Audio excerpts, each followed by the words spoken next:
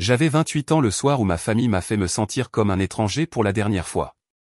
Je m'appelle Marc, et si vous aviez demandé à n'importe qui dans ma famille de me décrire, il m'aurait probablement appelé le silencieux ou le bizarre. Je ne causais jamais de problème, mais je ne suis jamais vraiment rentré dans le moule que mes parents semblaient avoir préparé pour moi. J'ai financé mes études en travaillant, j'ai vécu seul depuis l'âge de 19 ans et je ne leur ai jamais rien demandé. Cette indépendance, je pense, est ce qui a suscité leur ressentiment. Ils ne pouvaient avoir aucune emprise sur moi, et ils détestaient le fait que je n'avais pas besoin d'eux. Mes parents étaient le genre de personnes qui adoraient se donner en spectacle. Ma mère avait cette obsession d'être perçue comme l'hôtesse parfaite, la mère parfaite, celle qui avait élevé des enfants parfaits.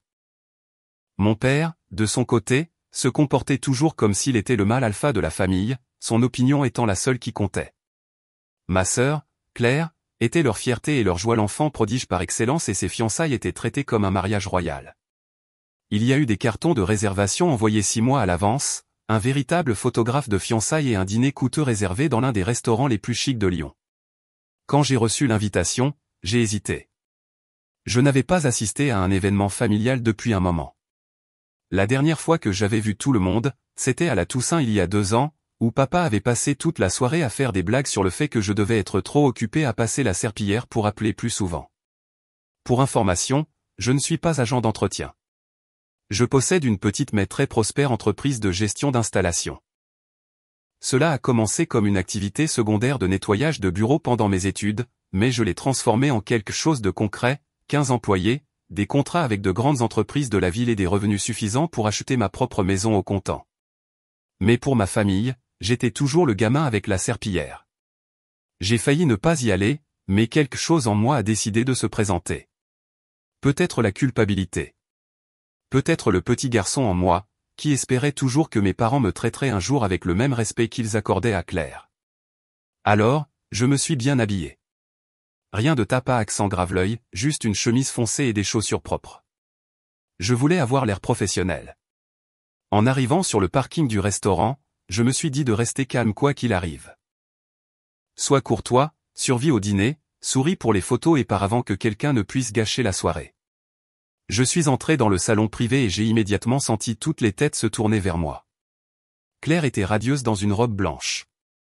Son fiancé, Damien, avait son bras autour d'elle, et maman s'affairait avec les arrangements de table. Papa tenait déjà le crachoir, un verre à la main, riant bruyamment. « Oh, regardez qui a décidé de se joindre à nous », dit papa, juste assez fort pour que tout le monde entende. « Je suppose que les sols doivent être propres ce soir. » La table a ricané. J'ai forcé un sourire poli, essayant de laisser passer. Mais ensuite est venue la phrase qui allait me rester en tête pendant des jours. « Ce n'est qu'un agent d'entretien », ricana papa en me désignant du geste comme si j'étais la chute de la blague de la soirée. Maman fit un petit hochement de tête, du genre déçu et théâtral, et quelques-uns des cousins rirent dans leurs serviettes. Mes oreilles brûlaient. Je voulais le corriger, dire quelque chose, n'importe quoi. Mais avant que je puisse le faire, Damien se leva pour m'accueillir. Il me tendit la main, sourit poliment et dit « Salut, Marc. Content de te voir, mec. » Nous nous sommes serrés la main. Puis il a fait quelque chose d'étrange. Il a sorti son téléphone, a tapoté plusieurs fois, et s'est soudainement figé. Son visage a perdu ses couleurs, comme si quelqu'un venait de lui annoncer une mauvaise nouvelle. Il m'a regardé à nouveau, plus lentement cette fois, et son sourire a vacillé. « dit-il, à peine plus fort qu'un murmure. « Salut, patron. » Toute la table se tut. On aurait pu entendre une mouche voler. La main de maman s'arrêta en l'air. Le sourire narquois de papa disparut. Même Claire semblait confuse, regardant tour à tour Damien et moi comme si elle ne pouvait pas comprendre ce qui se passait. Je n'ai rien dit. Je me suis juste assis à la place vide à côté de Damien, calme comme jamais, et j'ai laissé le silence planer dans l'air un peu trop longtemps. Et c'est à ce moment précis que tout dans la pièce a basculé.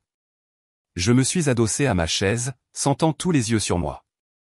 Le silence était presque trop lourd, mais je ne me suis pas pressé de le combler. J'ai appris que le silence peut être puissant, parfois même plus que les mots.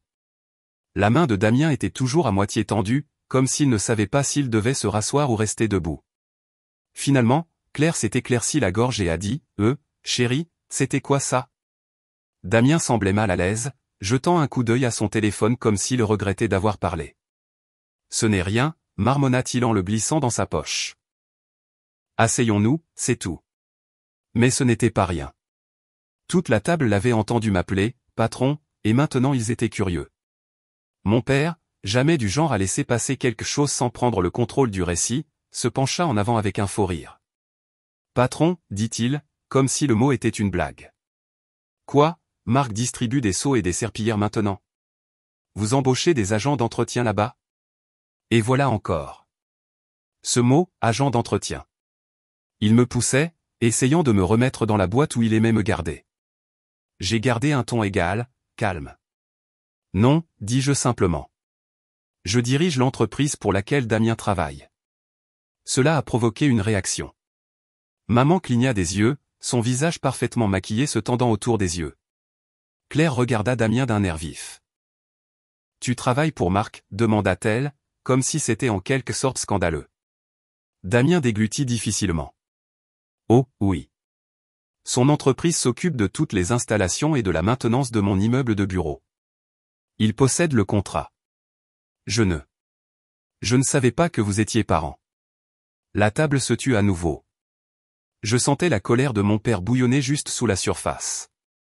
Il n'aimait pas être pris au dépourvu, et il n'aimait certainement pas que sa version de la réalité soit remise en question. « Oh, allez », dit-il en agitant une main avec dédain. Marc exagère, c'est tout. Il nettoie probablement quelques bureaux et pense que ça fait de lui un président-directeur général. Cela m'a fait plus mal que prévu. Ce n'était même plus une question d'insulte. C'était la facilité avec laquelle il balayait des années de travail. Je voulais lui parler des nuits passées à récurer les sols jusqu'à avoir mal aux mains, des week-ends consacrés à bâtir une clientèle, du risque que j'ai pris en investissant chaque centime que j'avais dans mes premiers contrats. Mais je me suis mordu la langue. Ce soir n'était pas le moment de se battre. Claire est intervenue, sentant la tension. On ne peut pas faire en sorte que ça ne tourne pas autour de Marc maintenant, dit-elle. C'est censé être à propos de moi et de Damien. C'était toujours la règle tacite dans ma famille. Tout devait tourner autour de Claire. Les anniversaires, les vacances, même les dîners quelconques finissaient d'une manière ou d'une autre par célébrer ses promotions, son nouvel appartement, ses fiançailles. Si j'essayais de partager quelque chose de ma vie, c'était balayé d'un revers de main ou transformé en blague. Le dîner a commencé, mais l'énergie dans la pièce avait changé. Je sentais papa me surveiller, cherchant une ouverture pour lancer une autre pique. Quand le serveur a apporté le premier plat, une sorte d'entrée sophistiquée que je ne pouvais même pas prononcer, papa a fait tout un cinéma en levant son verre. « Portons un toast », dit-il en se levant. À Claire et Damien.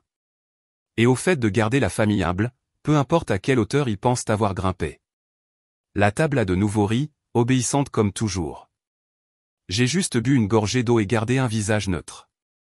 Maman, toujours la maîtresse du commentaire passif-agressif, a enchaîné. « Tu sais, Marc, dit-elle doucement, c'est gentil que tu aies pu venir ce soir. Je commençais à penser que tu avais oublié où la famille se réunissait. Claire disait justement à quel point c'était triste que tu aies manqué Noël l'année dernière. » J'avais la grippe, dis-je tranquillement. Oui, mais tu aurais pu envoyer une carte, répondit-elle, comme si cela prouvait quelque chose sur mon caractère. Je suis resté silencieux.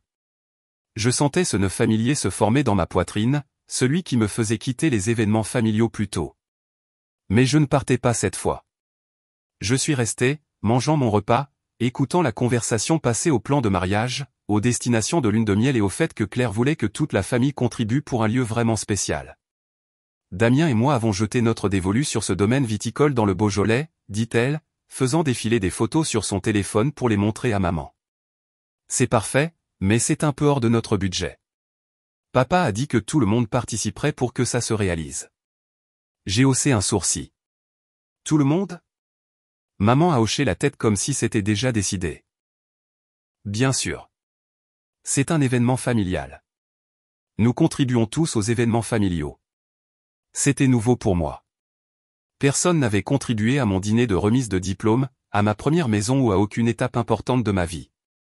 En fait, la dernière fois que j'ai demandé de l'aide un petit prêt pour mon premier contrat d'affaires quand j'avais 20 ans, papa m'a dit que c'était un mauvais investissement et que je devais apprendre à voler de mes propres ailes.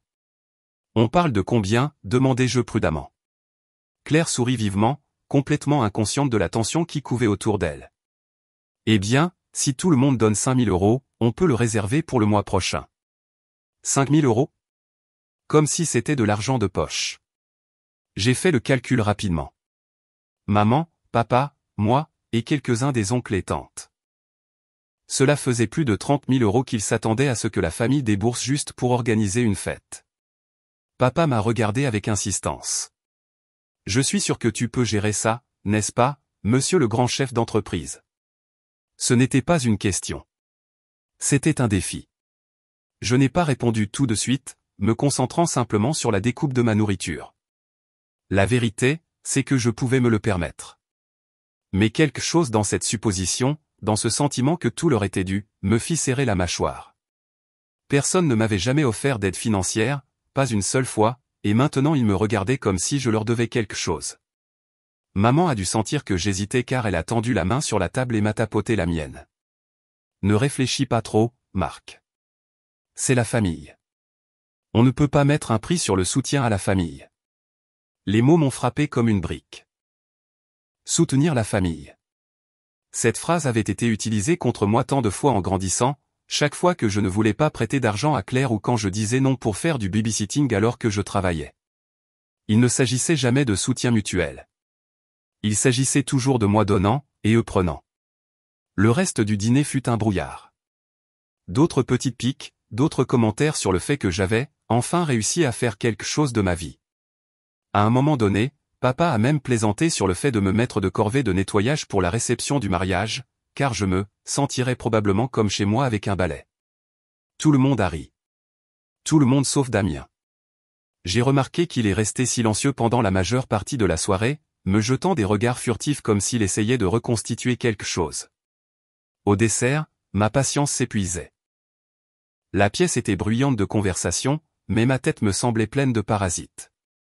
Je n'arrêtais pas de penser à ce mot, agent d'entretien, et à la désinvolture avec laquelle il le lançait. Je n'arrêtais pas de penser à l'argent qu'ils attendaient que je donne, à la façon dont ils supposaient que je rentrerais simplement dans le rang.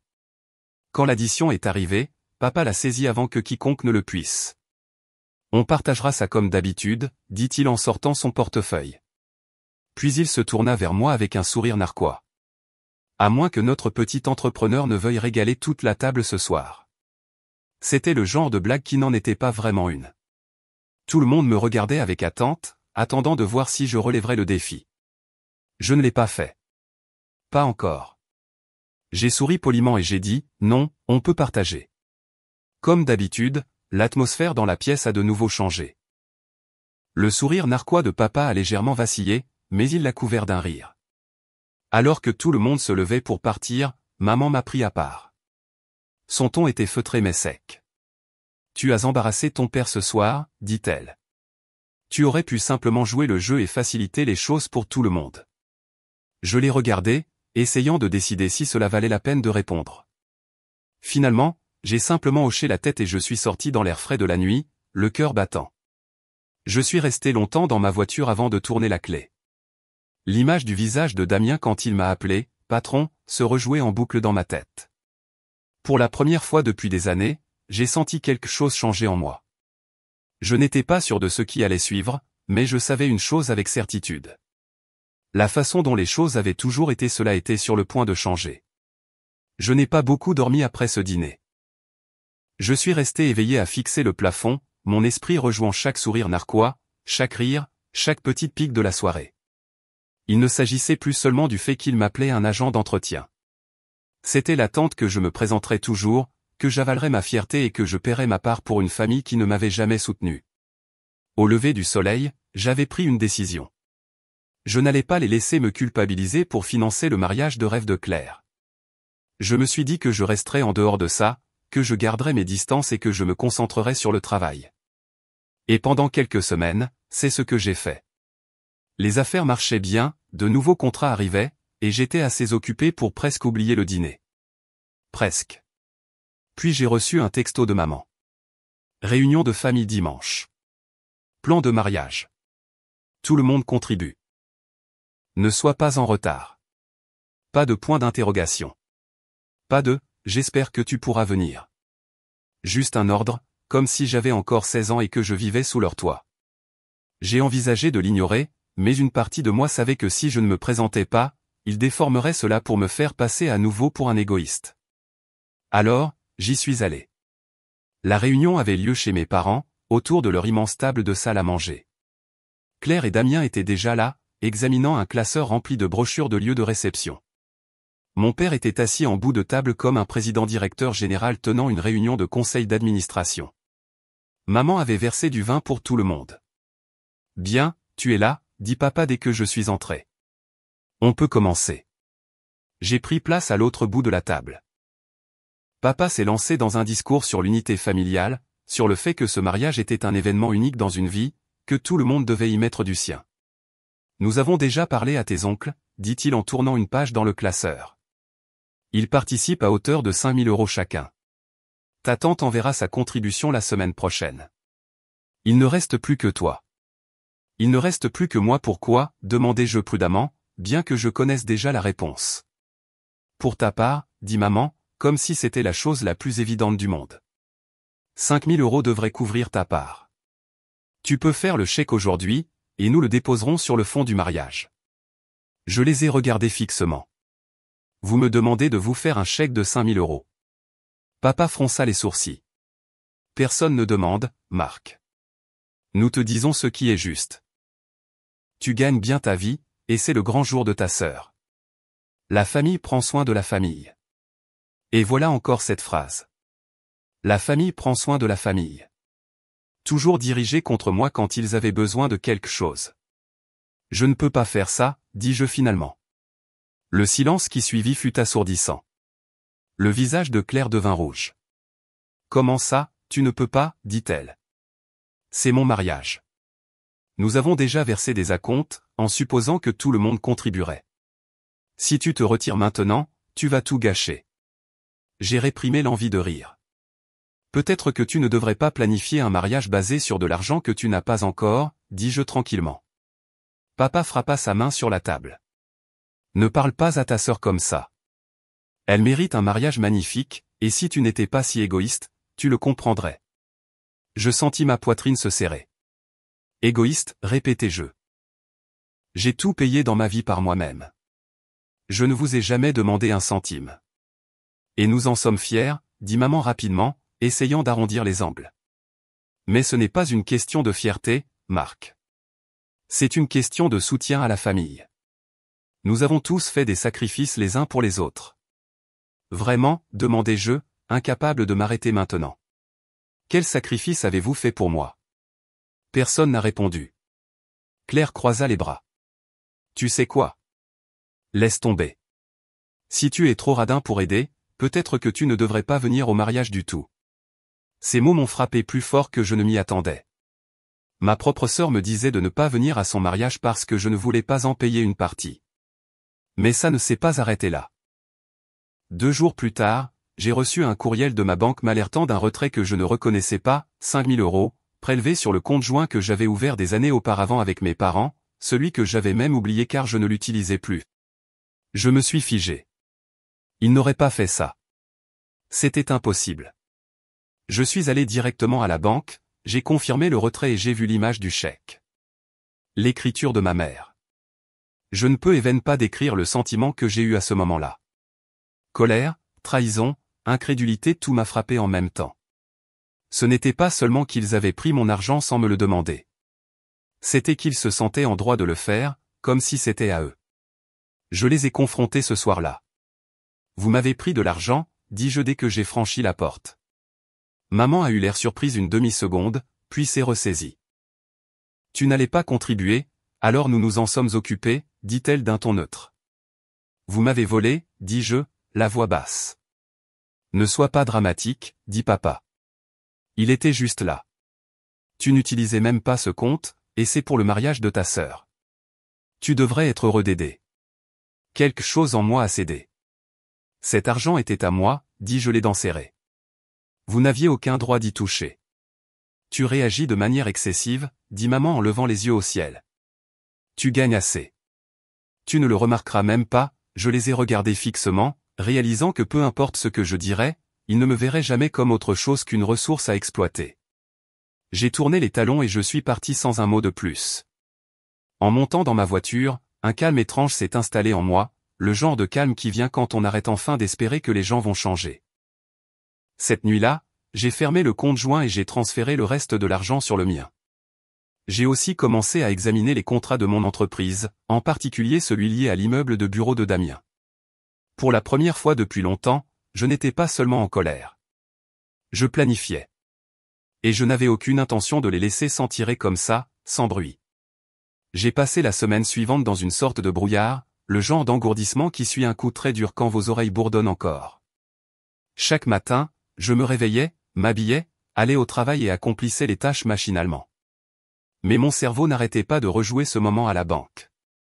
Voir l'écriture de ma mère sur ce chèque, mon chèque, c'était comme recevoir un nouveau coup de poing dans la poitrine. J'avais toujours su que ma famille me voyait différemment, mais c'était autre chose. Ce n'était pas seulement du favoritisme. C'était du vol. Il n'avait pas seulement franchi une limite, il l'avait pulvérisée. Le travail est devenu ma seule véritable évasion. Je m'y plongeais pendant 12, parfois 14 heures par jour, en partie pour me distraire et en partie parce que cela me rappelait ce que j'avais construit par moi-même. Il y avait quelque chose de rassurant à traverser l'entrepôt le matin, à voir mes employés charger leurs camions, plaisanter entre eux, boire un café avant de partir sur les chantiers. Je les regardais et je pensais, ils me respectent plus que mes propres parents. Mais une fois la journée terminée, le silence de ma maison semblait lourd. C'est là que la douleur revenait, avec tous les petits souvenirs que j'avais passé des années à essayer d'enterrer.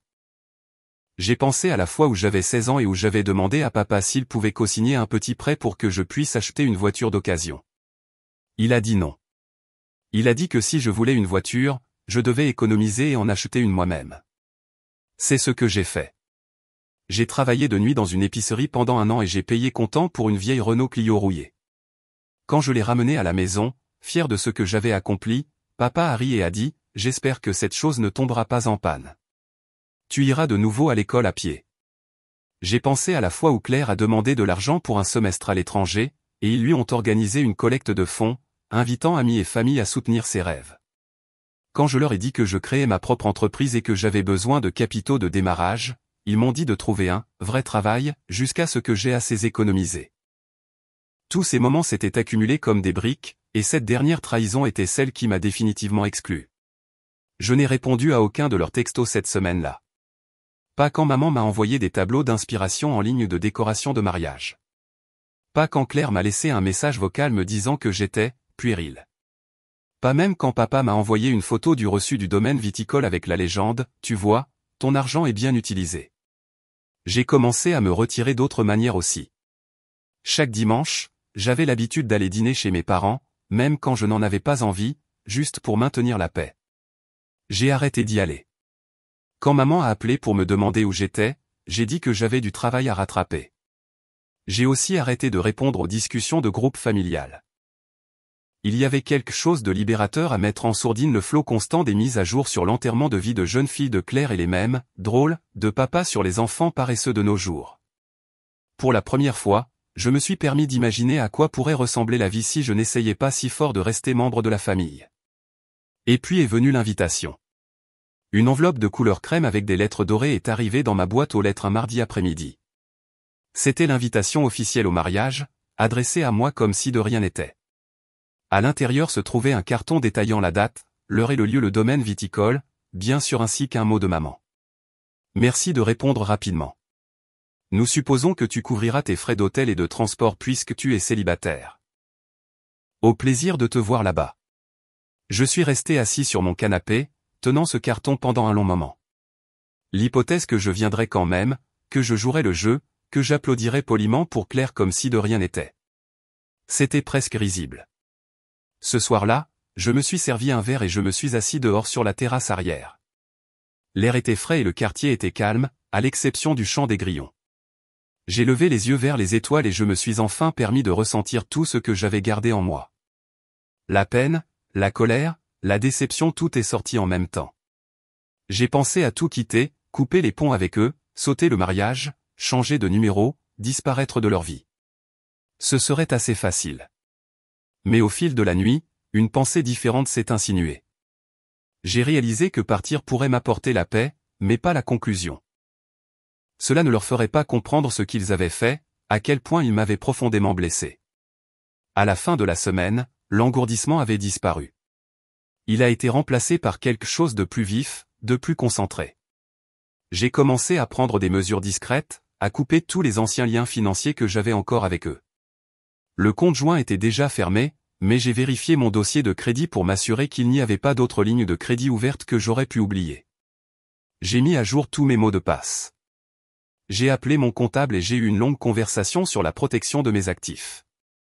Au travail, j'ai commencé à passer plus de temps à examiner le contrat avec l'entreprise de Damien.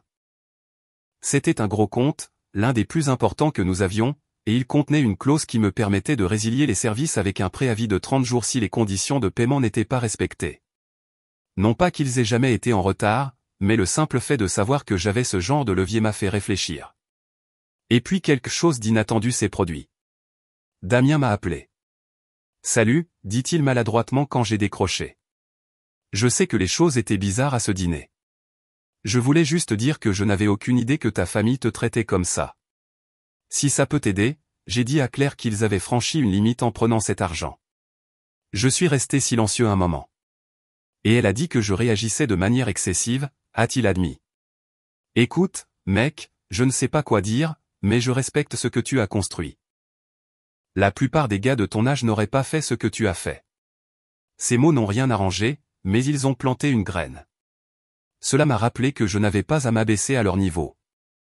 Je pouvais gérer cela de la même manière que j'avais géré tout le reste dans ma vie, de manière stratégique, prudente, selon mes propres termes. Le lendemain, j'ai répondu « oui » à l'invitation au mariage. Non pas parce que je voulais célébrer avec eux, mais parce que je savais au fond de moi que je n'allais pas à ce domaine viticole en tant que le gamin silencieux et négligé qu'ils pensaient connaître. J'allais leur montrer exactement à qui ils avaient affaire, et j'allais m'assurer qu'ils ne l'oublieraient jamais. Après cette nuit sur la terrasse, quelque chose en moi a changé de manière permanente.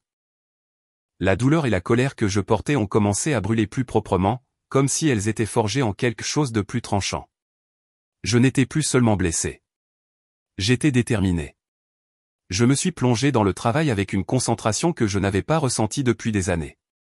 L'entreprise se portait bien, mais j'avais un peu navigué à vue, à l'aise avec les contrats que nous avions et les revenus stables. Maintenant, je voyais chaque opportunité comme un moyen de renforcer ma position, de m'assurer que personne ne pourrait plus jamais me prendre quelque chose. J'ai renégocié 2 de nos plus gros contrats, les bloquant pour des durées de 3 ans avec des augmentations de tarifs qui reflétaient la qualité du service que nous fournissions. J'ai embauché 2 chefs d'équipe supplémentaires pour pouvoir prendre du recul sur les opérations quotidiennes et me concentrer sur la stratégie.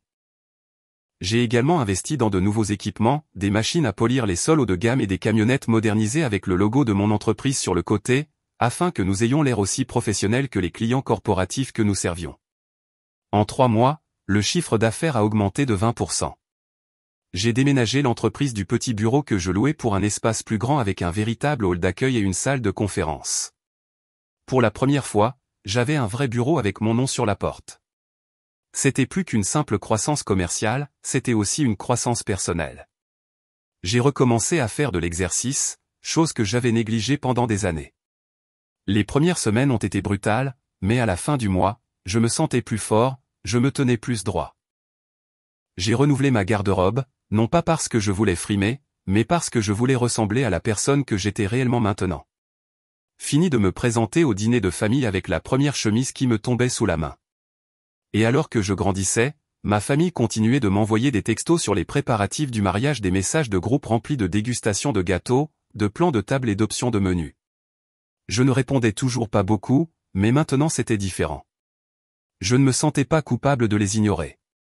Je ne me contentais plus de prendre passivement mes distances avec eux, je construisais activement une vie où leur approbation n'avait aucune importance. Mais une chose que je ne pouvais pas ignorer, c'était Damien. Après ce premier appel, il m'a contacté quelques fois de plus de petites choses, pour prendre des nouvelles, parfois pour demander des conseils sur des problèmes liés au travail. C'était étrange au début, mais lentement, j'ai réalisé que nous étions en train de construire une sorte de respect mutuel. Il est même passé à mon bureau un après-midi pour déposer des documents pour le renouvellement du contrat de son entreprise. Et quand il est entré, il a regardé le nouvel espace et a laissé échapper un léger sifflement. Marc, dit-il en secouant la tête.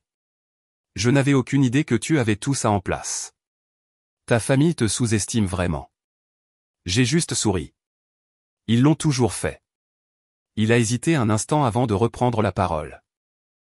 Écoute, je sais que ce n'est pas à moi de le dire, mais Claire parle comme si elle s'attendait à ce que tu fasses une autre contribution avant le mariage, genre un supplément pour les fleurs ou la musique ou quelque chose comme ça.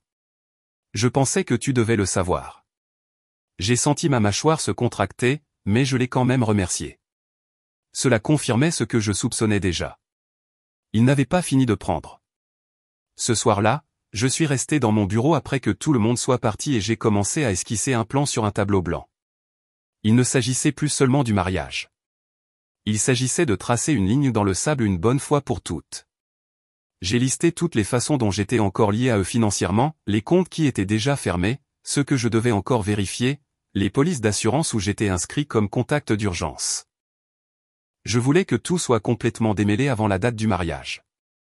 J'ai aussi commencé à réfléchir à la manière dont je voulais me présenter ce jour-là. Pas pour faire une scène. Je ne voulais pas d'un moment dramatique de film où je renverserais une table. Non, je voulais quelque chose de plus calme mais de plus incisif, quelque chose qui les ferait arrêter de rire et leur ferait enfin réaliser qui j'étais devenu. Alors, j'ai fait quelques démarches discrètes.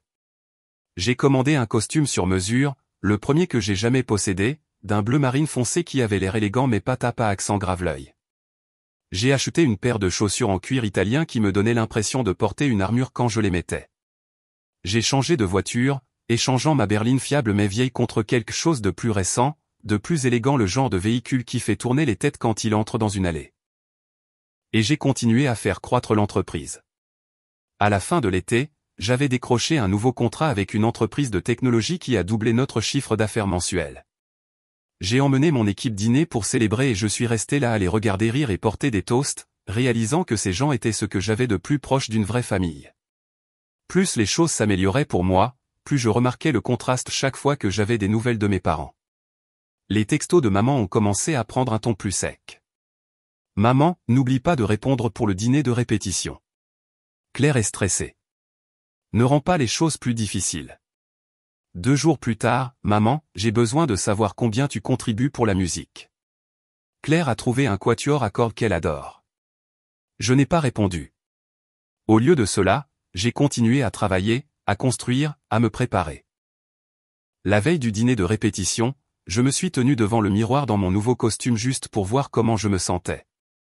Pour la première fois depuis des années, je ne me sentais pas comme l'intrus dans ma propre famille. Je me sentais comme quelqu'un qui pouvait entrer dans n'importe quelle pièce et tenir sa position. Je savais que le mariage serait un autre champ de bataille, les blagues, les commentaires, l'attente que je me soumette et que je fasse tout ce qu'ils voulaient. Mais cette fois, je n'entrais pas en tant que le petit frère silencieux qui baissait la tête. J'entrais en tant que quelqu'un qui avait construit sa propre vie, son propre pouvoir, son propre respect. Et pour la première fois, j'avais hâte. Au moment du dîner de répétition, j'étais prêt à tout. Je suis arrivé en avance, en partie pour éviter l'entrée gênante d'arriver en dernier et en partie parce que je voulais sonder l'ambiance de la salle avant que la soirée ne commence vraiment. Le restaurant était magnifique, éclairage doux, nappe blanche, petit centre de tables floraux sur chaque table. Mais je n'étais pas là pour admirer le décor. J'étais là pour observer. La première personne que j'ai vue était Damien. Il a semblé soulagé en m'apercevant. « Marc, dit-il en me serrant fermement la main. Content que tu sois venu tôt. On peut parler une seconde ? » Nous sommes sortis, loin de la salle principale, et il a baissé la voix. « Écoute, je vais être honnête. Claire est stressée. Mes beaux-parents sont stressés, et tes parents sont sur les nerfs depuis l'histoire de l'argent. Ils n'arrêtent pas de dire que tu vas arranger les choses ce week-end. » J'ai penché la tête. « Arranger les choses ?» Damien a hoché la tête. « Ouais. Ils pensent que tu vas faire une sorte de geste, un grand geste. Ta mère a même dit, Marc sait ce qu'il doit à cette famille. Il assurera. » Les mots m'ont tordu l'estomac, mais pas de culpabilité cette fois, avec quelque chose de plus froid. Ce n'était plus seulement une attente. C'était une conviction qu'ils avaient du pouvoir sur moi, que je finirais par céder parce que c'est ce que j'avais toujours fait. Merci de me le dire, dis-je finalement. J'apprécie. Quand nous sommes retournés à l'intérieur, le reste de la famille commençait à arriver. Mes parents sont entrés en fanfare comme s'ils étaient propriétaires des lieux, maman en perles, papa riant déjà trop fort. Claire était magnifique, je dois le reconnaître. Mais elle avait aussi cette même confiance suffisante que j'avais vue chez elle depuis que nous étions enfants, celle qui vient du fait de savoir que le monde se pliera à sa volonté. Le dîner était une version réduite de la fête de fiançailles, des toasts, des rires, beaucoup de vin. Je suis resté silencieux, écoutant simplement, jusqu'à ce que je surprenne une conversation entre maman et une de ses amies à la table voisine. Il finit par se ranger, disait maman, sa voix basse mais portant assez pour que je l'entende. Tu sais comment il est. Si têtu, si orgueilleux. Mais je pense qu'il réalise maintenant ce qu'on attend de lui. Nous avons trop investi dans ce mariage pour qu'il ne contribue pas, l'ami a hoché la tête avec sympathie. Les garçons mettent plus de temps à mûrir. Il y arrivera. J'ai failli rire. Mûrir? C'est comme ça qu'ils appelaient le fait de se soumettre et de faire ce qu'ils voulaient. Au dessert, ma décision était complètement prise. Je n'allais pas seulement leur montrer que je n'étais plus leur paillasson. J'allais m'assurer qu'ils le comprennent d'une manière qu'ils ne pourraient ni ignorer ni réécrire plus tard. Cette nuit-là, de retour chez moi, je suis resté debout tard avec un carnet, élaborant un plan. Ce n'était pas une vengeance au sens hollywoodien du terme. Il n'y aurait pas de dispute criarde ni de confrontation publique. Non, ce serait calme, délibéré, indéniable. Première étape, les affaires. Le contrat avec la société de Damien venait d'être renouvelé. J'avais déjà signé la prolongation, mais j'avais ajouté une nouvelle clause cette fois, une qui exigeait des examens trimestriels avec l'équipe de direction du client. Et devinez qui était maintenant tenu d'assister à ces examens en tant que liaison. Damien. En d'autres termes, mon futur beau-frère allait s'asseoir en face de moi dans une salle de conférence 4 fois par an, chaque année, dans un avenir prévisible. Il le savait aussi. Il avait vu la clause. Il n'en avait encore parlé à personne, probablement parce qu'il réalisait que c'était en fait une bonne chose pour son entreprise. Mais je savais ce que cela signifiait, il ne pourrait pas m'éviter même s'il le voulait. Deuxième étape, financière. J'ai rappelé mon comptable et lui ai fait préparer les documents pour transférer tous mes actifs personnels dans une fiducie avec mon nom comme fiduciaire. Ma maison, mes investissements, même mes parts d'entreprise étaient désormais légalement protégés. Si mes parents tentaient à nouveau quelque chose comme le coup du conjoint, ils se heurteraient à un mur. Troisième étape, et celle-ci était purement symbolique, était mon cadeau de mariage. J'ai décidé de donner quelque chose, mais pas de la manière qu'il voulait. Au lieu d'argent, j'ai commandé une œuvre d'art sur mesure à un peintre local, un magnifique paysage du domaine viticole où il se mariait. Je l'ai fait encadrer dans un cadre simple mais élégant avec une plaque en laiton qui disait « Pour Claire et Damien. Puissiez-vous toujours bâtir votre avenir de vos propres mains. » C'était poli, de bon goût, et juste assez pointu pour mettre quelques personnes mal à l'aise. Et puis est venue la dernière pièce du plan, ma présence. J'ai réservé une suite à l'hôtel du domaine viticole pour le week-end du mariage. Pas une chambre ordinaire, mais la plus belle qu'ils avaient, balcon d'angle, vue sur les vignes, cheminée privée. J'ai organisé un service de voiture pour venir me chercher afin que je puisse arriver avec style. Non pas parce que je voulais frimer, mais parce que je voulais que la première impression qu'ils auraient de moi ce week-end corresponde à la personne que j'étais devenue, pas à celle dont ils se souvenaient. Plus je me préparais, plus je me sentais calme. Pour une fois, je ne redoutais pas un événement familial. Je l'anticipais. Il y avait quelque chose de valorisant à savoir que je n'y allais pas à l'aveuglette. Cette fois, la nuit avant mon départ pour le mariage, Damien m'a de nouveau envoyé un texto. Damien, salut mec, juste pour te prévenir. Les parents de Claire parlent de te demander de porter un toast pendant la réception. Ils pensent que ce serait une belle façon de montrer l'unité familiale. J'ai regardé le message pendant un long moment avant de répondre. Moi, ça a l'air parfait. Je serai prêt. Parce que je serai prêt. Prêt à me tenir devant tout le monde et à parler calmement, avec confiance, et selon mes propres termes. Ce n'était plus seulement un mariage. Ça allait être le moment où tout changerait, pour eux et pour moi. Je me suis réveillé le matin du mariage plus tôt que prévu. Le soleil venait à peine de se lever, mais mon esprit était déjà en ébullition. Il n'y avait pas d'appréhension dans ma poitrine cette fois, pas d'anxiété quant aux commentaires acerbes que papa pourrait lancer ou à ce que maman pourrait me faire faire par culpabilité. À la place, il y avait cette anticipation calme, presque électrique. Le domaine viticole était encore plus magnifique que je ne l'avais imaginé. Des rangées de vignes s'étendaient sur de douces collines, le brouillard matinal planait encore bas et donnait à tout un éclat argenté. J'avais réservé la meilleure suite exprès, mais quand je suis entré dans la chambre et que j'ai posé mon sac, j'ai dû prendre un moment juste pour respirer. Parquet en bois, une cheminée en pierre, un balcon qui donnait sur l'espace de la cérémonie où les chaises étaient déjà en train d'être installées. C'était comme entrer dans un autre monde. J'ai pris mon temps pour me préparer. Douche, rasage, costume parfaitement repassé. Quand j'ai enfilé la veste bleu marine sur mesure et ses chaussures en cuir poli, j'ai à peine reconnu le reflet dans le miroir. Ce n'était pas le gamin dont il se moquait au dîner. C'était quelqu'un qui avait construit sa propre vie, brique par brique, et qui entrait dans ce week-end la tête haute. Au moment où je suis arrivé dans la salle principale pour les photos d'avant-cérémonie, les gens s'agitaient déjà. Claire était dans la suite nuptiale en train de se faire coiffer. Maman aboyait des ordres au fleuriste, et papa se tenait avec une coupe de champagne à la main alors qu'il était à peine 10 heures du matin. Dès qu'il m'a vu, ses sourcils se sont haussés. « Tiens, tiens, dit-il en me scrutant de la tête aux pieds. Regardez qui a décidé de s'habiller comme s'il était à sa place ici. Bonjour, dis-je calmement en le dépassant. Maman m'a jeté un coup d'œil et a légèrement froncé les sourcils, comme si elle ne savait pas quoi faire de la version de moi qui se tenait devant elle. Tu aurais pu nous dire que tu prenais un service de voiture, dit-elle. Les gens parlent. J'ai souri faiblement. Laissez-les parler. La cérémonie elle-même était magnifique. Je dois leur accorder cela. Claire était radieuse.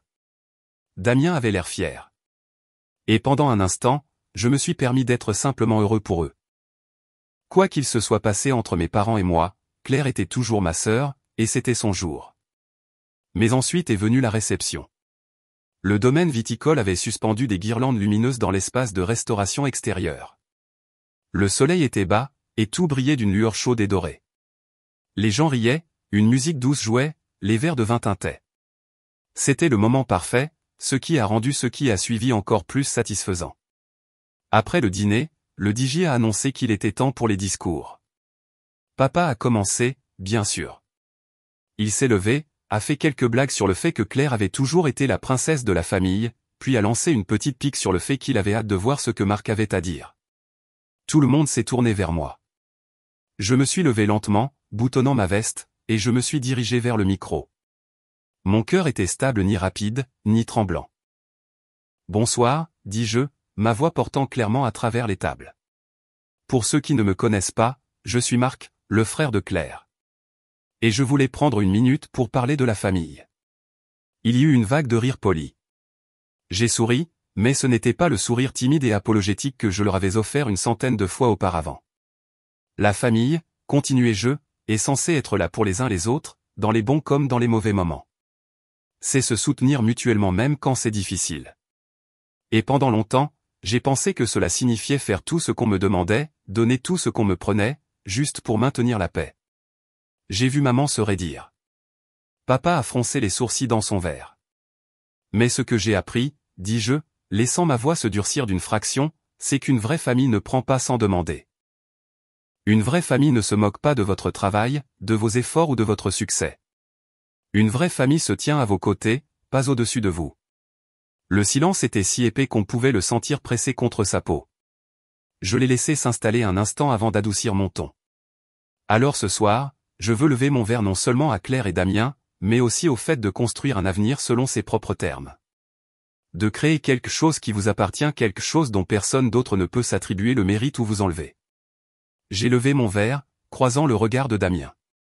Il a hoché la tête une fois, presque imperceptiblement, mais j'y ai vu le respect. À Claire et Damien, ai-je terminé. Puissiez-vous bâtir votre avenir de vos propres mains, et puisse-t-il toujours être assez solide pour tenir debout tout seul. Le toast était poli, presque retenu, mais il a atterri comme un coup de poing. Quelques personnes ont applaudi doucement. Claire a souri avec incertitude. Le visage de maman était figé dans cette expression d'hôtesse mondaine qu'elle utilisait quand elle ne voulait pas que les gens sachent qu'elle était furieuse. Papa n'a pas applaudi du tout. Je suis retourné calmement à ma table, je me suis assis et j'ai bu une gorgée de vin. Mais la nuit n'était pas terminée. Plus tard, au moment des cadeaux, mon heure est de nouveau venue. Ils m'ont appelé pour présenter le mien, et j'ai tendu le cadre emballé. Claire a déchiré le papier et a eu un léger hoquet en voyant la peinture. Le domaine viticole, baigné de soleil, magnifiquement capturé. C'est magnifique, dit-elle. Regarde la plaque, murmura Damien. Elle l'a lu à haute voix, pour Claire et Damien. Puissiez-vous toujours bâtir votre avenir de vos propres mains. Une autre onde a parcouru la pièce. Subtile, mais je l'ai senti. Des gens s'agitant sur leurs chaises, quelqu'un laissant échapper un léger sifflement. Claire a souri faiblement, bien que ses yeux se soient tournés vers maman un bref instant. Les lèvres de maman étaient si serrées qu'elles étaient presque blanches. Je suis resté jusqu'à la fin de la première danse, jusqu'à ce que le gâteau soit coupé, jusqu'à ce que j'aie fait mon devoir d'invité. Et puis, juste au moment où la musique a commencé à s'accélérer et que les gens se sont dirigés vers la piste de danse, je me suis levé, j'ai enfilé ma veste et je suis sorti tranquillement. En arrivant au bord du domaine viticole, je me suis retourné une fois. Les lumières scintillaient, les rires résonnaient à travers les rangées de vignes. Mais même d'ici, je pouvais voir mes parents se tenir à l'écart, parlant à voix basse et tendue. Quoi qu'ils se disaient, je savais une chose avec certitude. Ils ne me regarderaient plus de la même manière. Et pour la première fois, je ne me sentais pas comme l'étranger. Je me sentais comme celui qui tenait toutes les cartes. Je ne suis pas resté pour voir les retombées en temps réel, mais je n'ai pas eu à attendre longtemps pour que les répercussions se fassent sentir. Le temps que je retourne à ma suite, mon téléphone s'illuminait de textos de parents. Certains étaient élogieux, c'était un super toast. Vraiment classe. Tu avais l'air élégant ce soir. Fier de toi, mec. D'autres étaient moins amicaux. Maman, ton discours était inapproprié. Tu as humilié ton père. Papa, les vrais hommes ne lavent pas leur linge sale en public. Tu ferais mieux de réparer ça avant le brunch de demain. Je n'ai pas répondu, non par dépit, mais parce que je n'en ressentais pas le besoin. Pour la première fois de ma vie, je ne me précipitais pas pour arranger les choses, pour colmater les brèches juste pour que tout le monde se sente à nouveau à l'aise. Le lendemain matin, j'ai complètement sauté le brunch. À la place, j'ai pris mon petit déjeuner sur le balcon de ma suite, regardant le personnel du domaine viticole nettoyer les restes de la nuit précédente. Cela semblait symbolique. La fête était finie, la musique s'était arrêtée, et il ne restait que les conséquences. Quand j'ai finalement vérifié mes courriels, j'en ai trouvé un de Damien. Marc, je voulais juste dire que tes mots hier soir ont vraiment fait mouche. Claire et moi avons parlé après ton départ. Elle est contrariée, mais je pense qu'au fond d'elle, elle sait que tu avais raison. Je vais travailler pour qu'elle le voie. Et pour ce que ça vaut, je suis content de pouvoir t'appeler mon patron et mon beau-frère. Je me suis adossé, laissant cela s'imprégner. Peut-être que Claire changerait d'avis un jour, peut-être pas. Mais savoir que Damien commençait à comprendre ma position, cela signifiait quelque chose. De retour en ville quelques jours plus tard, je me suis de nouveau concentré sur le travail. La vie a repris son cours rapidement pour moi, mais apparemment pas pour mes parents. Maman a appelé un soir, laissant un message vocal qui était moitié silence glacial, moitié culpabilisation. Ton père et moi sommes très déçus de toi, Marc. Nous attendions plus de toi. Tu as embarrassé cette famille. Tu nous dois des excuses si tu veux être à nouveau le bienvenu à la maison. Je l'ai écouté 2 fois avant de le supprimer. Puis j'ai bloqué leurs 2 numéros. Ce n'était pas une décision dramatique. Pas de cris, pas de porte claquée, juste un clic silencieux, comme fermer un livre qu'on a déjà lu trop de fois. Dans les semaines qui ont suivi, j'ai commencé à remarquer les effets d'entraînement. La discussion de groupe familial est devenue étrangement silencieuse sans moi. Ma tante a appelé un après-midi et, d'un ton conspirateur, m'a dit que maman s'était plainte de moi à tout le monde mais qu'un nombre surprenant de parents avait pris mon parti. Honnêtement, a dit ma tante, je pense que les gens en ont marre qu'ils fassent toujours tout tourner autour de Claire. Ce que tu as dit au mariage devait être dit. Et puis est venue la cerise sur le gâteau. 3 mois plus tard, Damien est venu à mon bureau pour l'un de ses examens trimestriels. Nous nous sommes serrés la main, avons parlé affaires, puis alors que nous rangions nos affaires, il a dit doucement, « Claire voulait que je te dise qu'elle est désolée. » J'ai levé les yeux, surpris. « Elle ne le dira pas à tes parents. » Pas encore, a poursuivi Damien. Mais elle voulait que je te le transmette. Elle a dit qu'elle avait réfléchi à ce que tu as dit et à la façon dont elle s'est appuyée sur eux toute sa vie. Elle commence à se demander si elle ne doit pas grandir un peu. Cela m'a pris au dépourvu de la meilleure des manières. Peut-être que mes mots avaient fait plus que piquer. Peut-être qu'ils avaient planté une graine. Ce soir-là, en fermant mon bureau et en sortant dans l'air frais du soir, j'ai réalisé que je me sentais plus léger. Non pas parce que ma famille avait soudainement changé ou parce que tout était réparé, mais parce que je me sentais enfin libéré du poids que j'avais porté. Je n'avais plus besoin de leur approbation. Je n'avais plus besoin qu'ils me voient d'une certaine manière. Je leur avais montré qui j'étais vraiment. Et ils pouvaient soit apprendre à respecter cela, soit vivre avec le silence que j'avais laissé derrière moi. Des mois plus tard, à l'approche de Noël, j'ai reçu une carte par la poste. Juste mon nom sur le devant, pas d'adresse de retour. À l'intérieur, une photo de Claire et Damien souriant devant leur première maison, une petite maison modeste, mais la leur. Sous la photo, de l'écriture de Claire, il y avait 3 mots, nous l'avons construite nous-mêmes. Je suis resté là dans ma cuisine pendant un long moment, fixant ces mots, un lent sourire se dessinant sur mon visage.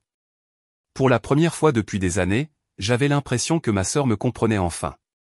Je me suis servi un verre de vin, je l'ai levé dans un toast silencieux et j'ai dit à voix haute, à la construction par nous-mêmes. Et c'est ainsi que j'ai clos ce chapitre, selon mes propres termes.